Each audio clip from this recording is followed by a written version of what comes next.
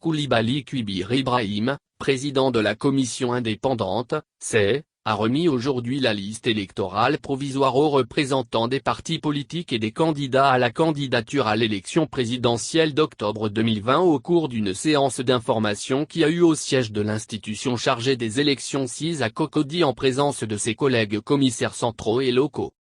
L'ensemble des acteurs s'est investi dans la révision de la liste électorale et chacun y a mis du sien pour la réussite du processus.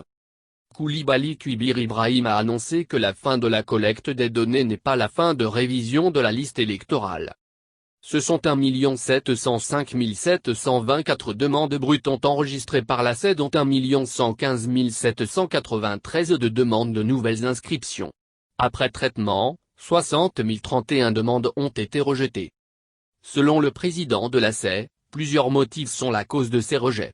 Il s'agit entre autres des demandes déjà prises sur le terrain en ce qui concerne les inscriptions en ligne, l'utilisation des cartes nationales d'identité non authentiques de certains compatriotes, des lieux de vote demandés en dehors du lieu d'établissement du certificat de résidence.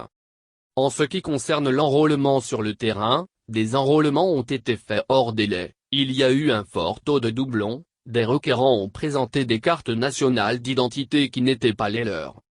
À ces rejets, il faut ajouter le retrait de la liste électorale des personnes déçues de leurs droits et les personnes décédées. Après ce nettoyage, la liste électorale provisoire 2020 prend en compte 1 645 693 dont plus de 900 000 nouvelles inscriptions. Cliquez pour agrandir l'image. En définitive, la liste électorale provisoire compte 7 535 000 d'électeurs contre 6 595 190 d'électeurs en 2018, soit une augmentation de plus de 900 000 électeurs. La liste électorale provisoire sera affichée officiellement le 1er août conformément au code électoral et le 5 août démarreront les contentieux.